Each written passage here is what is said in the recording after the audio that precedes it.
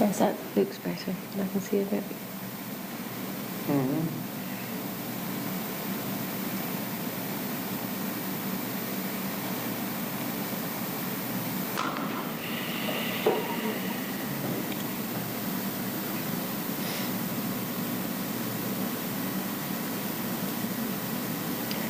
For some years now, the Arts Council has been running touring exhibitions which have been selected by individuals who were given the opportunity to purchase work, especially for the Arts Council collection.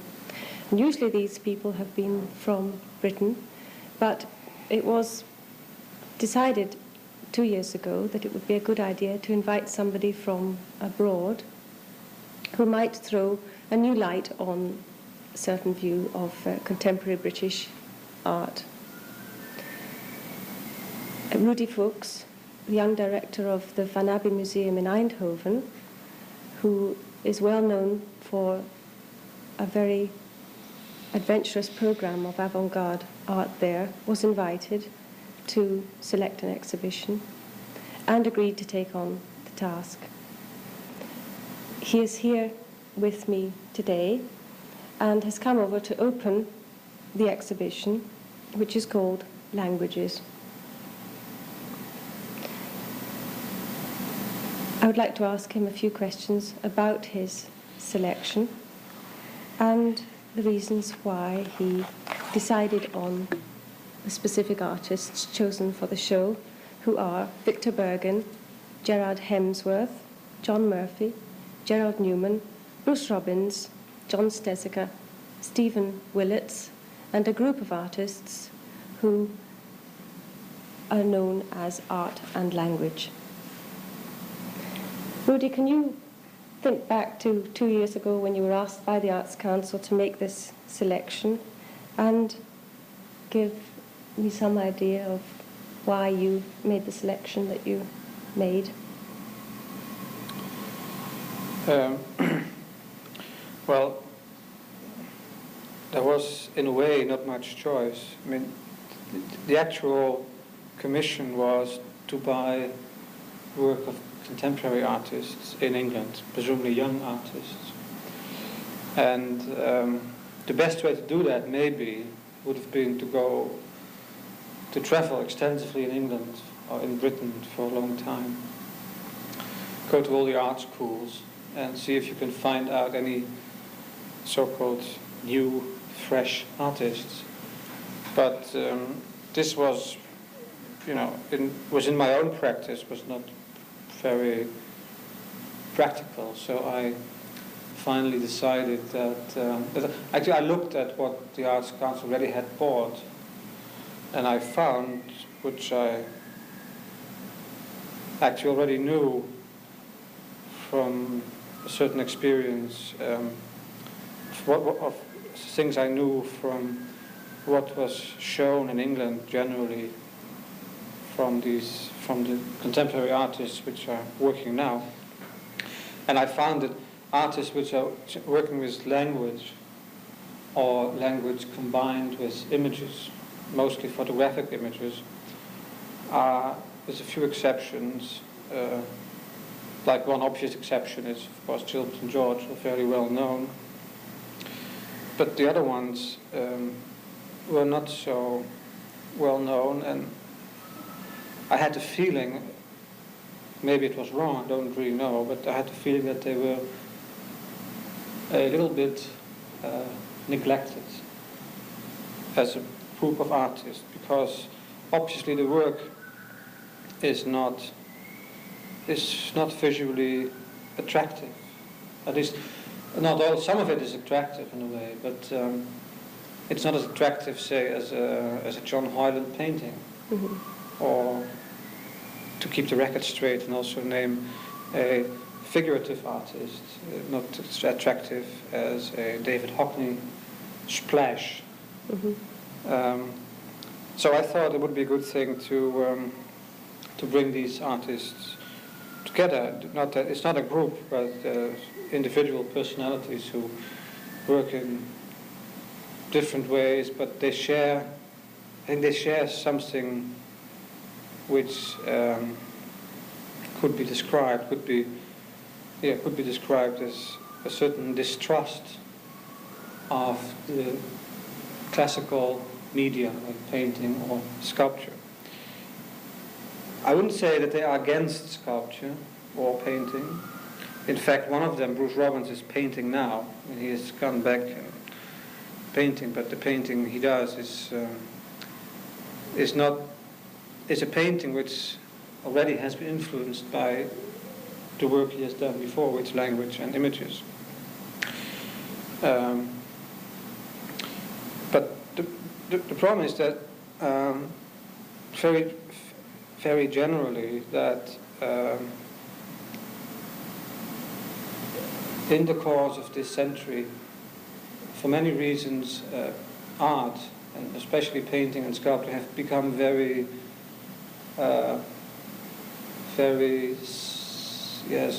self-centered in a way. I mean, painting referring about painting, like, you know, the famous rose, a rose is a rose is a rose of Gertrude Stein. And these artists, for different reasons and based on different ideologies, I also would say, wanted to make work which addressed reality more directly than a painting could do.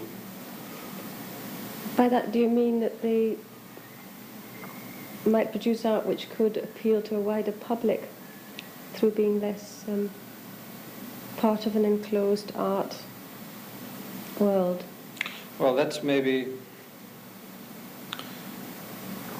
goes for certain of the art, not for all, I think. I would think it goes for somebody like Steve Willett, or also maybe for Victor Bergin. I think it's not just the question of the public. It's the question of finding a language or a format to discuss or to incorporate within your work a certain argument about the world, and in certain cases also about the state of art as a fairly tautological thing, something which just circles around itself. Whether the public finds this work more easy to understand, I would doubt that. I think that's very doubtful. Yes. I think it's in the beginning it is probably fairly difficult because it is so unlike art. It doesn't give you the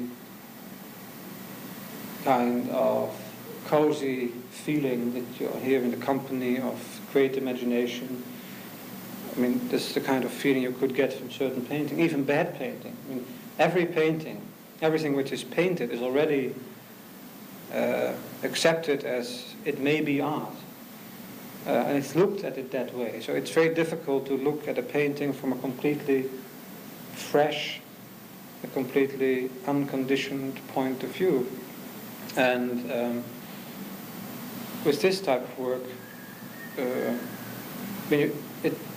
the analogy is more with newspapers or with magazines or with television or the general media which are used for information and communication in our culture. And so in the beginning it is unlike art. It's at the first level, it is first and all, it's a form of an information about something. Mm-hmm. And though on the other hand, I mean, the question is of course more complex, because on the other hand it's also very artistic. I mean, the layout of the text, the typography, all these things, was very artistic. But artistic, I would say, is a very precise aim. I mean, it is the layout, which reflects certain contemporary forms of typographical design and layout. This layout is there to bring a certain point more forcefully. I mean, Yes. if the work is an argument, say if certain pieces are arguments about, say, this particular piece of Gerald Hemsworth, which is called 10 White Paintings, which shows 10 frames, and actually 5 frames, and each frame has 2 pieces of canvas, painted white up to the upper edge, which is left bare, a little bit bare, and underneath each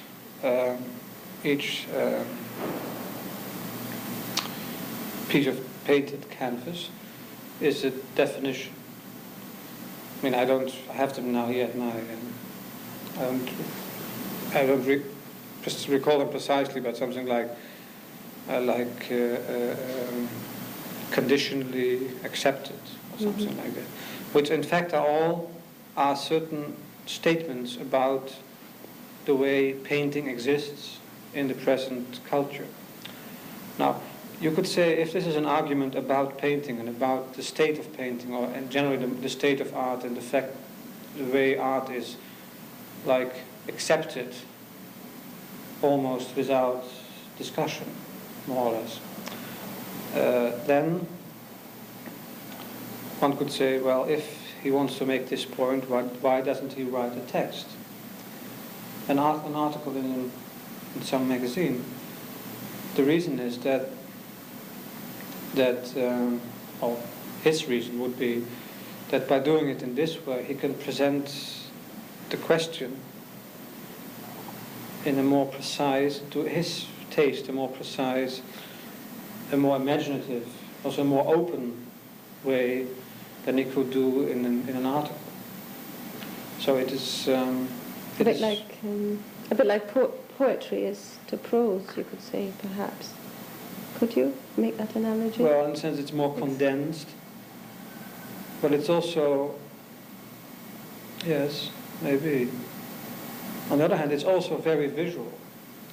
Yes. I mean, the presence of those stupid pieces of white canvas, painted white, is very important. Yes. I mean, it's very important that it's not a reproduction of a painting, which you could have in a magazine, but it's a real painting. It's a painting. Yes. I mean, it is a piece of canvas painted white, which constitutes a painting. Yes. And I think that's important, that that in a way it's the presentation of an argument,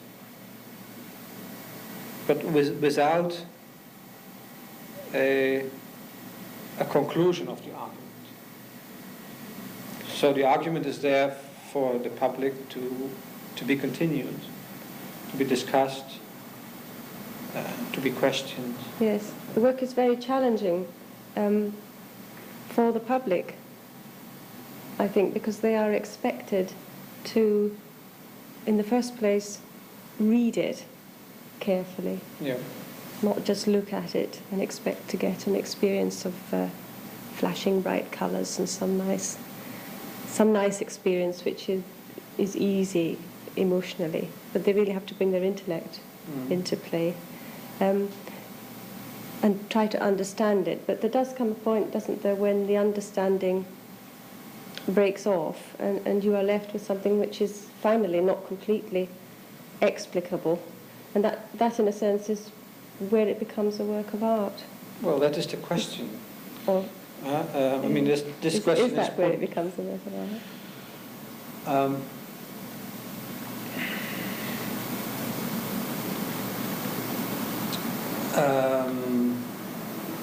Well, maybe I would like to take a different angle for a moment. Since the Renaissance, actually,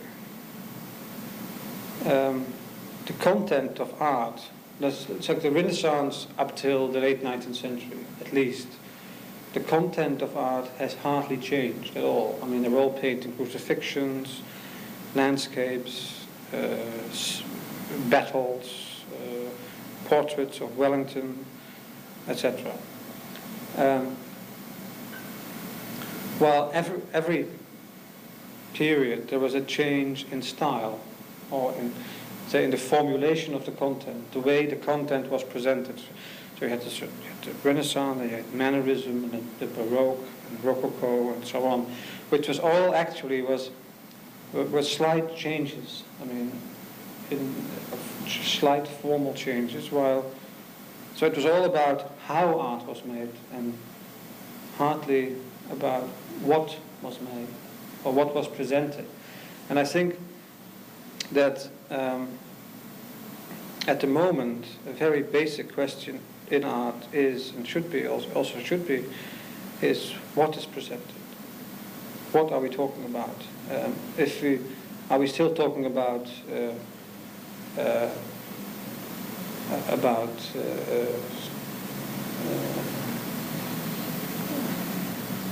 nice views of the Lake District, or are we talking about art which deals with specific issues in the present culture? And I know, of course, this is only a particular group. It's not. I'm not arguing. I'm not saying that this is the only type of viable art today. But I found, and maybe that's another reason I was interested in this particular group, or non-group, this particular group of individuals, which, because in Eindhoven I have made exhibitions of some of the, say, more well-known counterparts of these artists, or some of them are sort of like Bergen has shown in Eindhoven also, in fact. But I've made shows of Larry Wiener and Cassous, and so people which are related in a way to these artists, who are, also some of them are of the same generation. It's not the way that they are now naming, the great fathers of this particular direction in art. But I found that it's very worthwhile to deal with it. It's very exciting because they have found other ways of constructing a visual argument. They also have been able to incorporate other forms of content. Yes. Another content, the more direct, the content more directly dealing with the real world, which is with many artists a concern.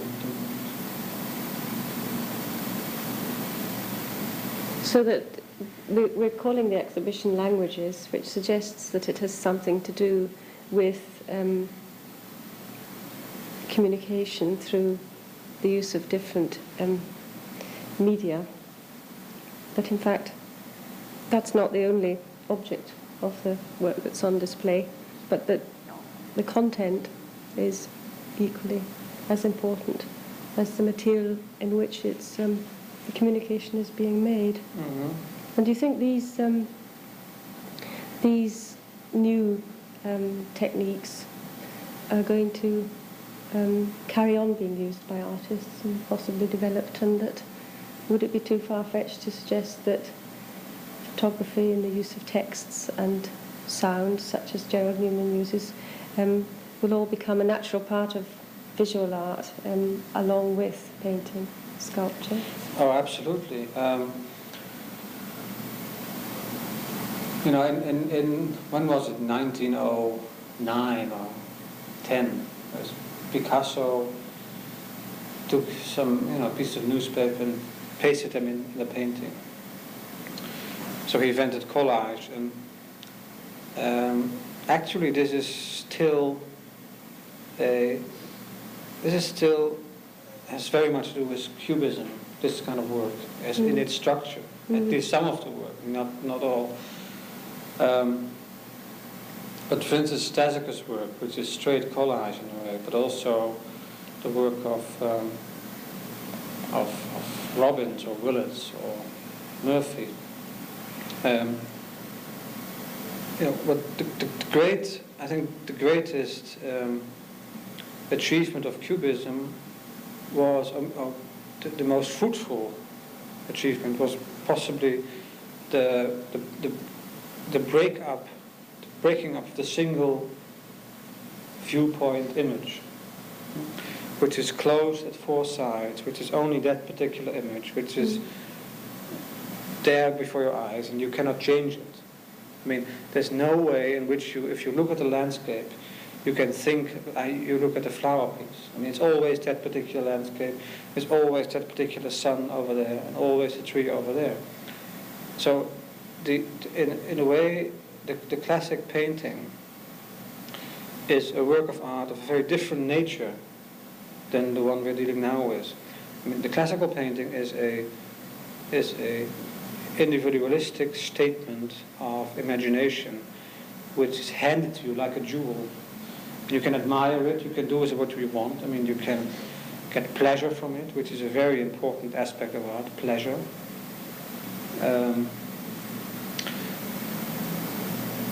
But you cannot argue with it. I mean, it's very illogical to argue with a Rembrandt rabbi. I mean, because he's that rabbi and he's seen by the artist in this particular.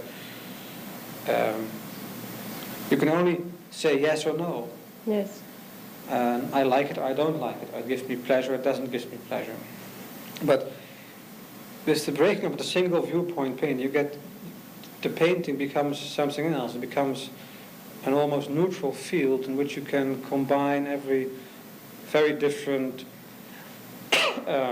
elements and let them enter into some kind of bring them into juxtaposition. And but that's a juxtaposition you cannot control at a certain point. I mean, for instance, if you look at in this show the work of Willett, there are different photographic fragments, and there are fragments of text which are laid over the photographs.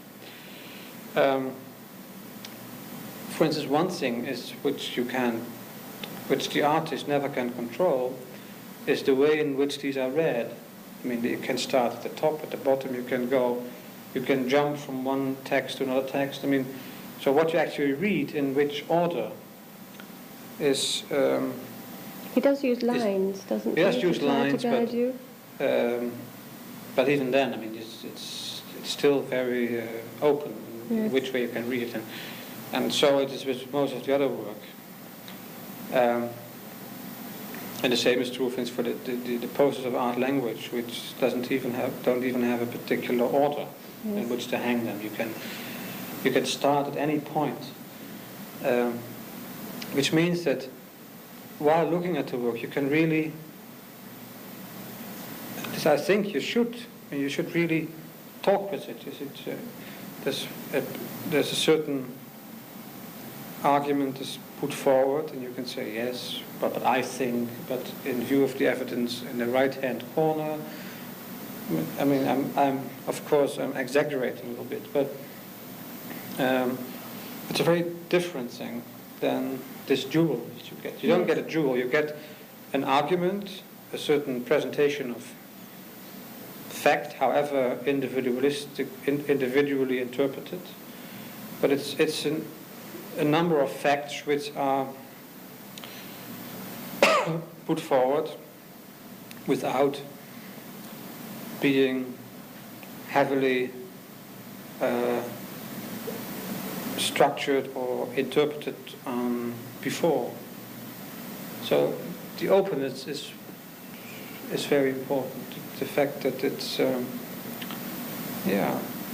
Victor Bergen leaves you with a statement and a picture which are completely contradictory, usually, doesn't he?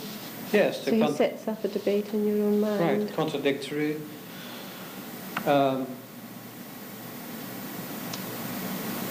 these statements are taken from the art itself. The statements themselves are collages of texts, of different fragments. They come from Max Factor advertisements, or they come from fashion magazines, or wherever they come from, newspaper reports, and they are then by the photograph put into a certain context, but the context which is presented by the photograph is also fairly wide. I mean, it's not very precise, not very. So you get this, all the time you get the feeling, what am I looking at? What am I reading? And then it's also natural, I think, at a certain point to think, where am I reading it? I'm reading it here at the Third Eye Center, which is a public, non-profit, cultural institution.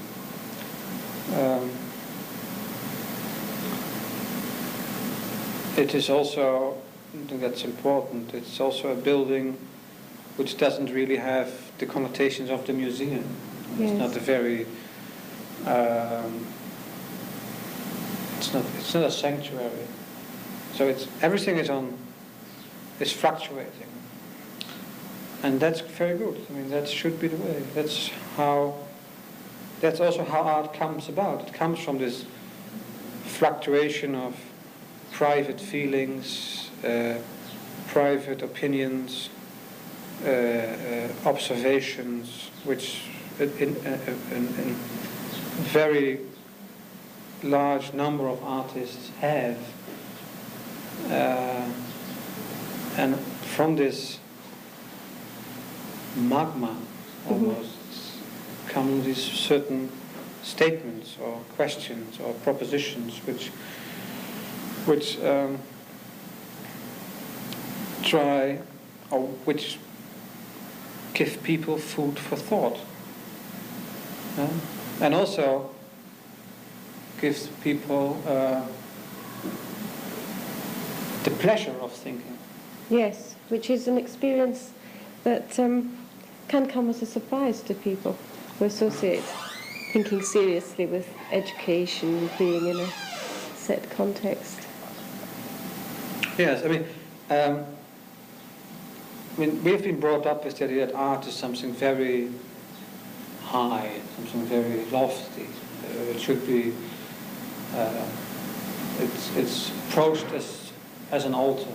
And this is, of course, this view is perpetrated by the idea of the painting in its gilded frame and hung on this beautiful, specially made wall, while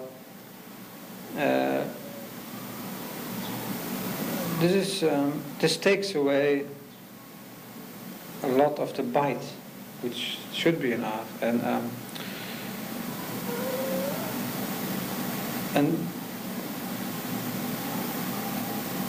I mean, as soon as you're used to something, get used to something, it loses its taste. Yes. And becomes boring. Yes. In a way, classical paintings, however I like them, are also very boring. I mean, you walk through Florence or Milan, and there's your 50th Raphael of the day. I mean, and you all know it, and it doesn't help you. It doesn't give you any more information about the present world. It doesn't. I mean, the only thought you can have about it is a kind of art historical thought. Like you can think about when was it made and who was the model, or I don't know, silly questions like that. Well, in this work, it really forces you to think. I mean, because you see something and you don't know what to do about it, what to do with it. It's incomprehensible. It is fairly. I mean, it's not really exciting to look at, but still, the pleasure of mind which you can get from it is something, a very basic contribution which this type of art gives to the culture. there's this saying that I think it was T.S. Eliot who said that that intellect is also a form of emotion. And I think we you know, in the time of abstract expressionism and pop art, we've tended to forget that also the intellect is a form of emotion and can be very rewarding and can be very beautiful.